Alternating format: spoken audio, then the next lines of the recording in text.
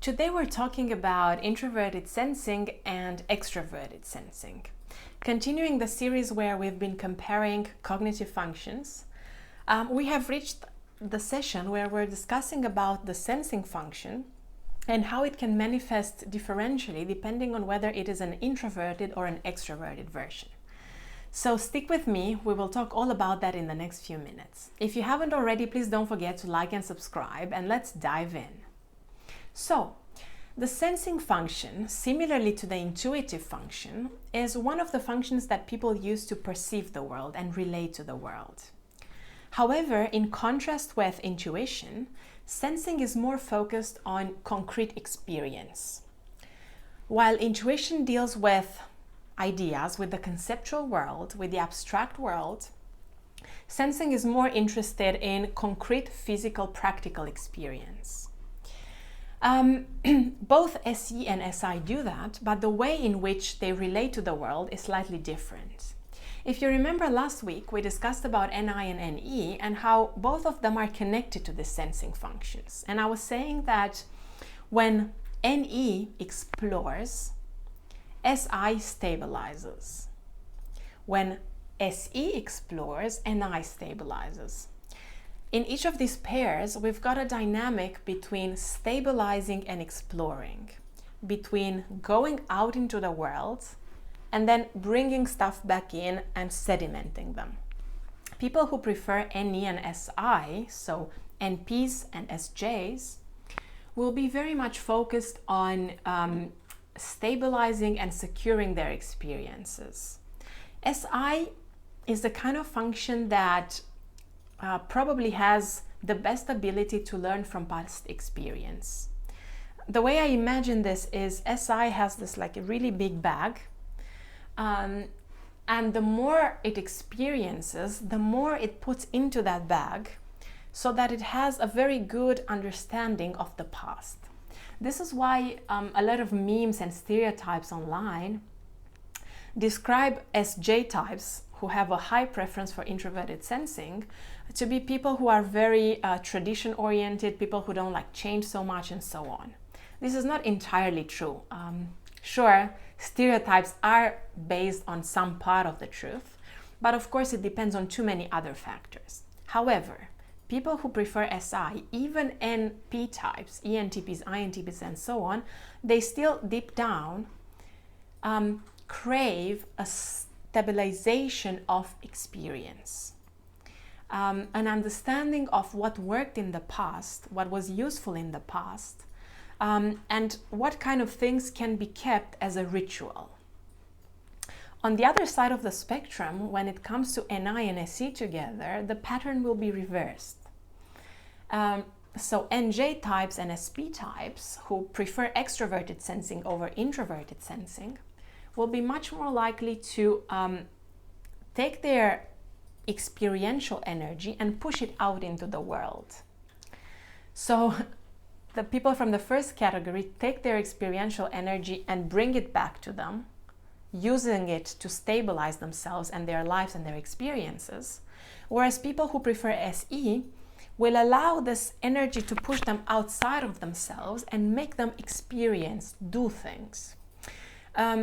Sometimes it's tricky to notice it in people's behavior because even ENTPs and ENFPs who have high extroverted intuition and have demon extroverted sensing, they seem like they're also very much interested in having many experiences and trying out many new things.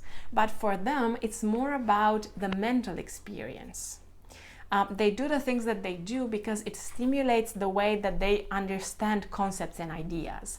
And their inner drive comes from the understanding that the more they expose themselves to the outside, the more those ideas flourish. But deep down, they crave security.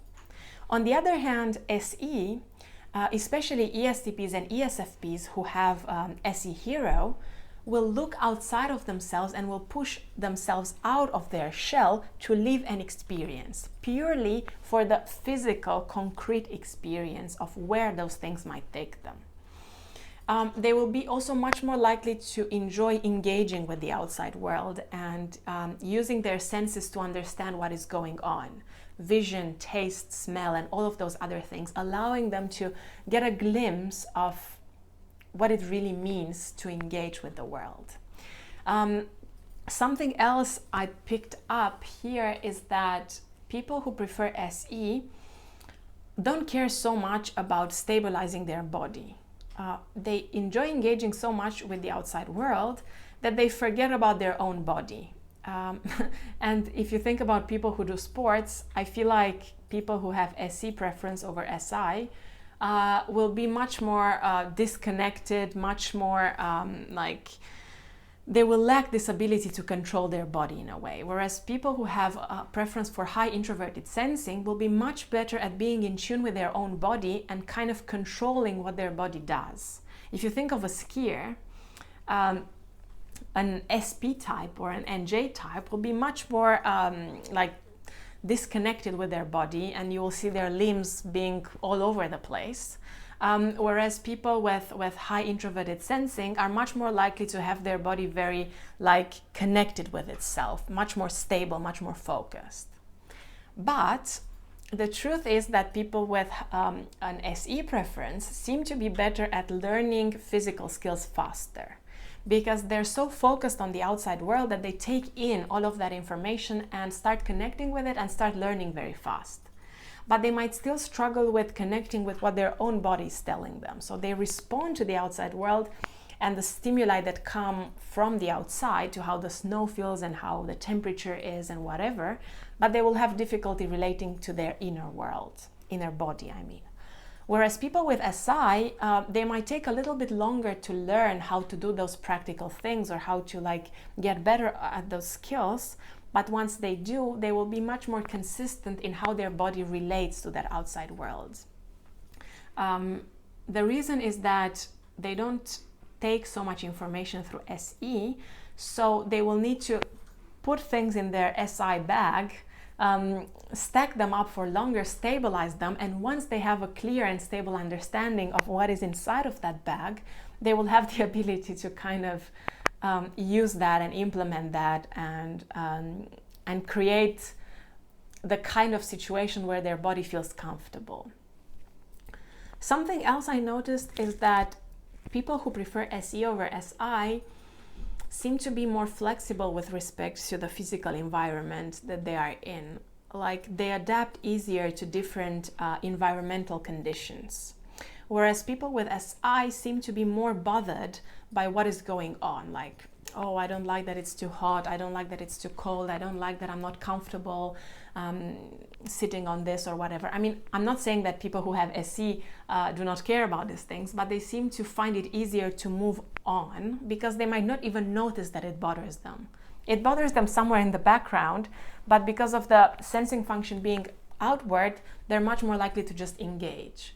Whereas people with SI have such a strong understanding of what is going on in their own body, especially SJ types, that it will be very hard for them to ignore that. So yeah, these are my thoughts on SI versus SE. What do you think? Have you noticed anything else? And see you next week with another video on MBTI types and cognitive functions.